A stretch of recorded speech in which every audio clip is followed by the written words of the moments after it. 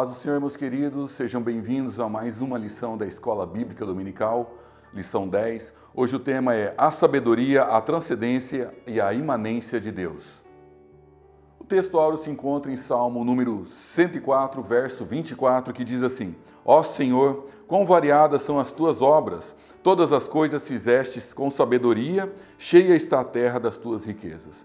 A verdade aplicada diz assim: Deus é totalmente superior, independente de sua criação. Contudo, decidiu-se revelar-se para que o ser humano o busque e com ele se relacione. Os objetivos da lição são ressaltar que Deus fez tudo com sabedoria, mostrar que Deus está acima da sua criação e ensinar acerca da imanência de Deus. Os textos de referência estão em Jeremias 23 e Atos 17. Em Jeremias 23 diz assim: Sou eu apenas Deus de perto, diz o Senhor, e não também Deus de longe? Esconder-se-ia alguém em esconderijos de modo que eu não veja, diz o Senhor. Porventura não enche os céus e a terra, diz o Senhor. Em Atos 17 diz assim: Para que buscassem ao Senhor, se porventura tateando o pudessem achar, ainda que não está longe de cada um de nós. Porque nele vivemos e nos movemos e existimos, como também alguns dos vossos poetas disseram, pois somos também a sua geração. Introdução. Estudaremos 3 aspectos da natureza de Deus como revelado na Bíblia: sabedoria, transcendência e imanência. Tais verdades revelam que Deus é perfeito em seu plano e em suas ações, independente da sua criação, e que é possível conhecê-lo e com ele nos relacionarmos. A paz de Cristo, amados. Nessa lição de número 10, nós, aqui da nossa Escola Bíblica Dominical, esperamos que vocês já tenham se familiarizado com alguns termos sobre a doutrina a respeito de Deus. Hoje, nós vamos falar sobre a sabedoria, sobre a transcendência e a imanência de Deus. A primeira palavra, sabedoria, é uma palavra que nós encontramos tanto no Velho Testamento quanto no Novo Testamento. Entretanto, a palavra transcendência e imanência são palavras que teólogos, para tentar explicar a noção ou a ideia que os versículos bíblicos transmitem a respeito de Deus, eles formularam essas palavras como a palavra que se relaciona com essas 3, onipotência, onisciência e onipresença. Quando a gente fala de sabedoria, é uma palavra que está associada à palavra onisciência, ou seja, Deus sabe todas as coisas. Quando nós falamos de transcendência, a transcendência ela está relacionada com a palavra onipotência, porque Deus ele é todo poderoso, ele pode todas as coisas, para ele nada é impossível e pela sua soberania, pelo seu poder, pela sua superioridade, ele se separa, ele se distingue da criação. Quando nós falamos de imanência, nós estamos falando da onipresença, que é que o Senhor está presente em todos os lugares. Por isso, nós abrimos essa aula com a questão da sabedoria. Quando nós falamos de sabedoria, nós falamos que Deus, ele tem todo o conhecimento e ele não adquire como ser humano sabedoria. Quando falamos da sabedoria do homem, é uma sabedoria que o homem adquire, mas Deus, ele tem todo o conhecimento, ele sabe todas as coisas. Por isso, nós falamos que o Senhor, que Deus, ele nunca se assentou numa cadeira de escola para aprender. Ele tem todo o conhecimento por excelência. Vale ressaltar que as palavras que nós usamos para ensinar a respeito de Deus, os conceitos, as categorias, não podem definir Deus ou reduzi-lo numa caixinha. Deus, ele transcende ao nosso conhecimento humano. A Bíblia diz que o conhecimento a respeito de Deus é insondável. Então, esta forma que nós usamos para falar a respeito de Deus é aquilo que nós entendemos pelo que o apóstolo Paulo disse aos irmãos em Coríntios. Em parte conhecemos e em parte profetizamos. A nossa mente, o nosso cérebro, ele é finito, limitado, pequeno, para compreender a magnitude e a grandeza de Deus. Mas quando nós falamos da sabedoria de Deus, nós falamos que Deus ele é perfeito e pela sua perfeição e pelo seu conhecimento, ele consegue levar a cabo todos os seus atributos de uma forma harmônica para realizar os seus propósitos. Dito de outro modo, a justiça de Deus e o amor não se confrontam, não vira conflito. Deus ele sabe lidar com todos os seus atributos porque ele é um ser perfeito. E essa perfeição leva que os propósitos que ele realiza na humanidade, a salvação, né, tanto a criação, né, a salvação, ocorre de maneira perfeita, porque Deus é sábio, Deus sabe o que faz. E quando nós falamos dessa sabedoria, nós estamos falando de uma sabedoria que reúne tanto a onisciência, saber todas as coisas, como também a sua onipotência. Então, é costume algumas crianças ou adolescentes ou até mesmo adultos perguntarem: Deus poderia ter criado uma pedra tão grande que ele não possa carregar? A resposta é sim, mas ele não faz, porque ele é sábio. Ele opera de uma forma tão sábia que todos os seus atributos estão em harmonia com a sua intencionalidade, com o seu propósito. Quando nós falamos de sabedoria de Deus, além da perfeição deste ser supremo, nós estamos falando também da sua manifestação de salvação e redenção. Como já destacamos em outras aulas, é importante para nós cristãos 3 pontos principais da nossa doutrina. Criação, Deus criou todas as coisas. Queda, o homem pecou. E terceiro, Deus resgatou o homem. Quando nós falamos dessa salvação, que em Efésios capítulo de número 1, versículo de número 8, fala que Deus manifestou essa salvação em Cristo Jesus de uma forma sábia e que esta sabedoria, ela quebrou, ela aniquilou a sabedoria humana.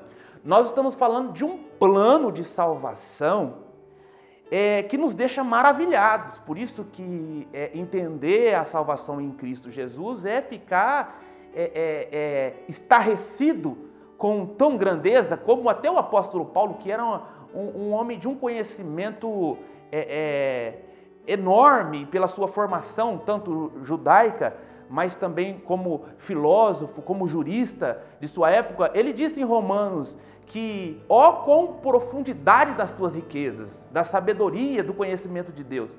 Ele ficou sem palavras, João ficou sem palavras quando se deparou diante deste amor de Deus, e ele usou a expressão de tal maneira, porque é tudo muito grandioso. E quando o apóstolo Pedro e também o apóstolo João, em Apocalipse, vai se referir a este plano de salvação, eles dizem assim, um diz, antes da fundação do mundo, já estava preparado o Cordeiro, ou seja, antes da fundação do mundo, Deus já havia planejado a salvação em Cristo Jesus para nós.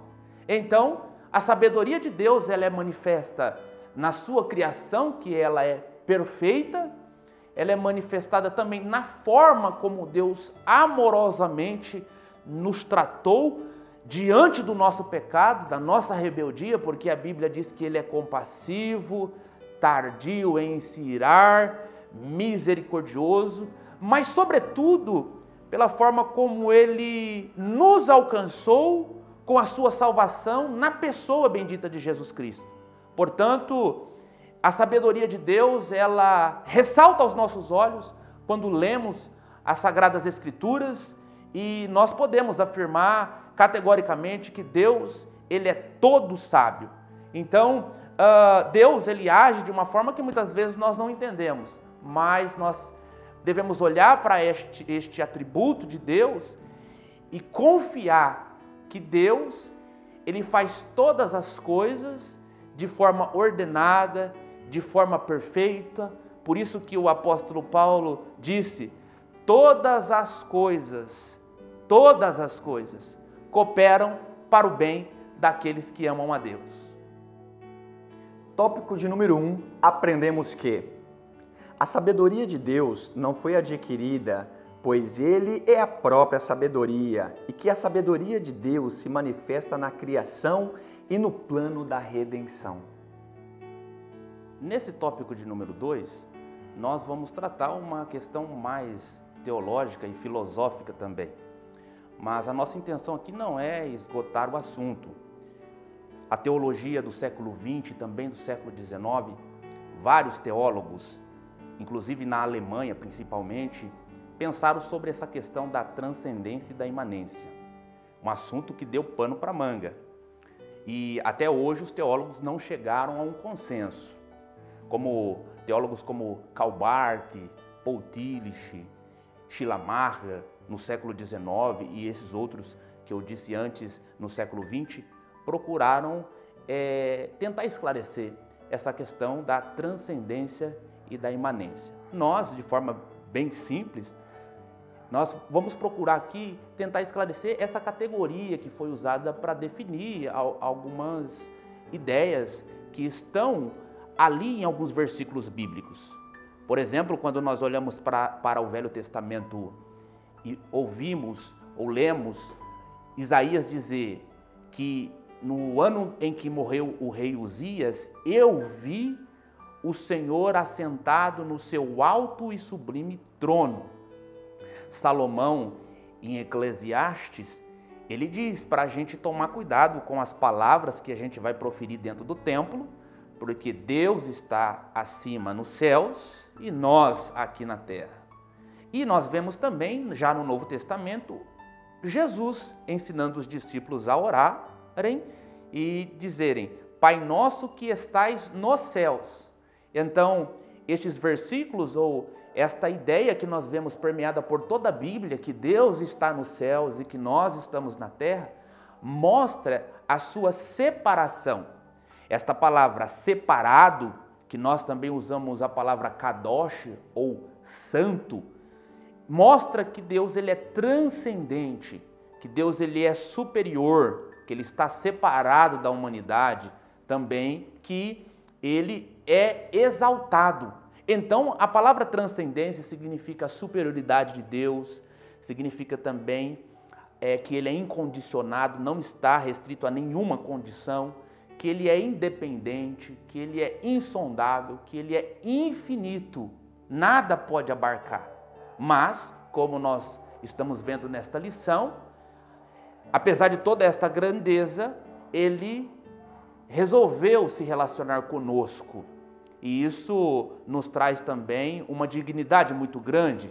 Então, quando nós falamos de transcendência, é importante apresentar algumas doutrinas errôneas que fazem que a gente entre num estado de confusão sobre estas palavras. Quando nós falamos de crenças errôneas, são ideias que elas não estão contidas na Bíblia, ou estão na Bíblia, mas são verdades exageradas, são verdades muitas vezes deficientes, pervertidas ou torcidas. Então, existem muitas crenças erradas e é importante a gente entender que a nossa fé, o cristianismo, a fé no Senhor Jesus, está enquadrado em uma categoria que a gente chama de teísmo. As três maiores religiões do mundo é o judaísmo, o cristianismo e o islamismo. Essas três religiões, elas são consideradas monoteístas, são muitas palavrinhas, mas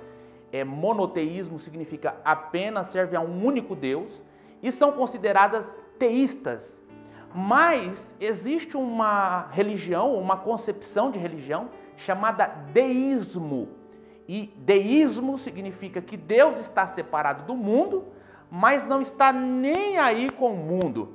É como se o mundo fosse um grande Big Brother, em que Deus criou e está vendo o povo e não está nem aí. A gente está passando um perrengue aqui, vivendo um momento de pandemia e Deus não está nem aí. Não é isso o que nós cremos.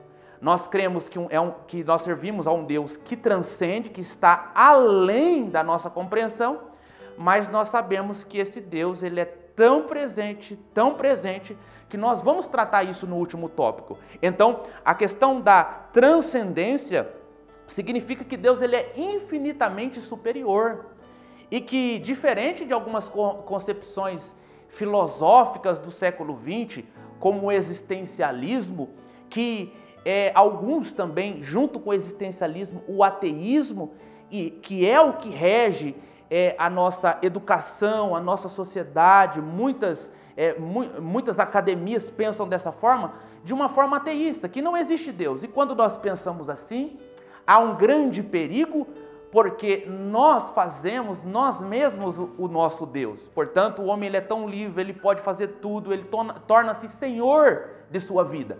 Mas quando nós nos deparamos que Deus ele é transcendente, que ele está separado, que ele é o poderoso e que nós somos o limitado, fraco, e que nós somos obras de suas mãos, nós reconhecemos o nosso lugar na existência, exercemos a nossa condição de humanidade e humildade e sabemos se deparar diante da vida. Então, é importantíssimo entender que a transcendência de Deus revela os pensamentos e os caminhos de Deus como algo mais elevado que o nosso. E quando nós pautamos a nossa vida nesta verdade, nós temos este relacionamento com Deus e a nossa vida está em harmonia com o plano de Deus. Portanto, dizer que Deus ele é transcendente é ressaltar que os versículos bíblicos que nós supracitamos, que Deus ele está nos céus e nós aqui na terra, mas ele olha para nós. É bonito o Salmo de Davi, eu não me recordo agora o versículo, que diz que ele se inclina para nós, porque ele tem a sua atenção na humanidade, porque ele nos ama. Tópico de número 2, aprendemos que Deus é infinitamente superior a nós, ou seja, está muito acima e além de nós, em essência, poder e majestade. Para finalizar, nós vamos falar sobre a imanência, que é um outro conceito utilizado com base em outros versículos que mostram o quanto Deus está presente na sua criação e quanto Ele opera em nosso meio, através de nós, em nós e também de forma independente, mas que Ele se faz presente. A palavra imanência significa a permanência, significa a persistência, significa que Ele reside na essência, significa que Ele é operante, que Ele é participante e que Ele está envolvido também. É importante ressaltar que existe a concepção panteísta de religião. Um dos maiores expoentes no pensamento filosófico sobre o panteísmo foi Baruch ou Benedito Spinoza. E o panteísmo, ele entende que Deus é tudo e tudo é Deus, que a natureza é Deus, que Deus está em todos os lugares. As religiões de matrizes oriental também entendem. Às vezes você pode perceber aí no hinduísmo também que os animais são considerados sagrados. Então, quando nós olhamos para a Bíblia Sagrada, nós entendemos de forma diferente que Deus está presente, mas Ele se distingue da criação. Está separado, mas também está presente. Quando nós falamos da imanência de Deus, nós falamos que Ele está dentro da criação, não que Ele é a criação. A criação é o efeito da causa que é Deus. Deus é a causa, a criação é o efeito, mas Deus está presente na sua criação. E o autor da nossa revista, ele diz que Deus está envolvido com a criação não porque Ele precise, mas porque a criação precisa, ou seja, nós precisamos de Deus, Ele sabe que nós precisamos e por isso Ele se faz presente. O apóstolo Paulo, exortando a igreja de Coríntios, ele pergunta para a igreja: vocês não sabeis que vocês são a casa, o templo, a morada do Espírito de Deus e que o Espírito habita em nós? Então, quando nós falamos da imanência de Deus, nós falamos da presença de Deus, seja ela mística na igreja, seja ela em todos os lugares. Por isso que a palavra imanência ela tem total, uma correlação direta com a palavra onipresença. Deus está em todos os lugares. O salmista perguntou: para onde eu fugirei do teu espírito? Se eu for para o céu, aí o Senhor está. Se eu for para a terra ou debaixo da terra, o Senhor está. Não tem como escapar, porque Deus está em todos os lugares. Mas afirmar que Deus está em todos os lugares não significa dizer que Ele habita em todos os lugares. Uma coisa é estar em todos os lugares, e Deus está, e outra coisa é habitar. E Deus, Ele habita no meio do seu povo, em meio aos louvores, porque habitar, ela vem de uma palavra de comunhão, de relacionamento, de lar, de convivência. E Deus, Ele habita com o seu povo que tem aliança com Ele. Então, quando nós falamos de imanência, o pensador conhecido por nós como Champlin, em sua enciclopédia bíblica de teologia e filosofia, ele disse: o teísmo, ou o monoteísmo, ou a fé cristã, ela admite a imanência de Deus, mas não identifica o mundo com Deus.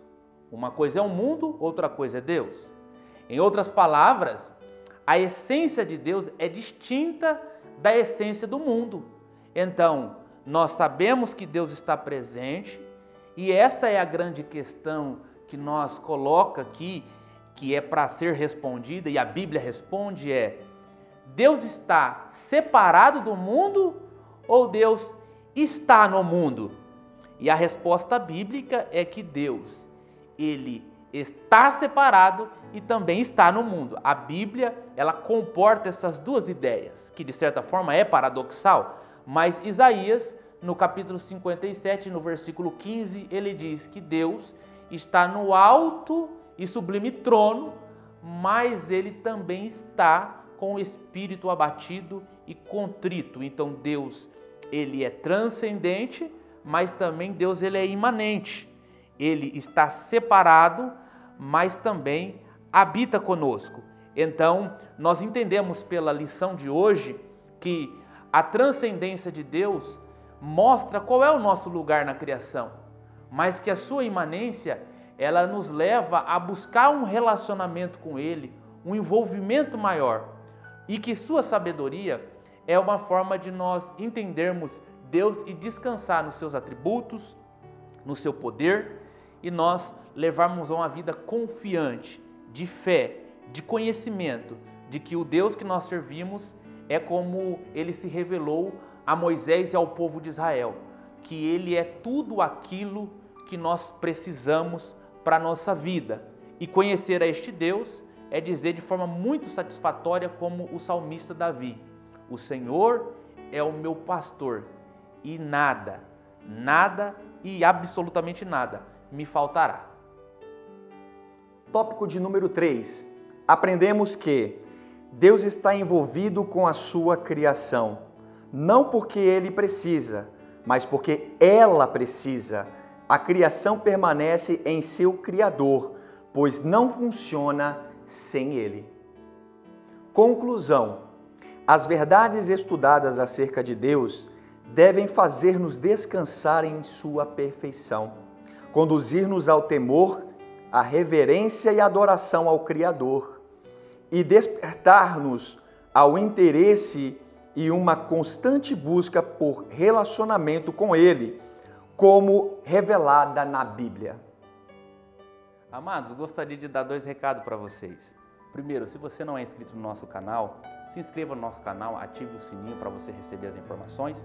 E o outro é um convite para a próxima aula, que vai tratar da soberania, da imutabilidade e também da eternidade de Deus. Que você possa ser poderosamente abençoado pelo ensino da palavra de Deus.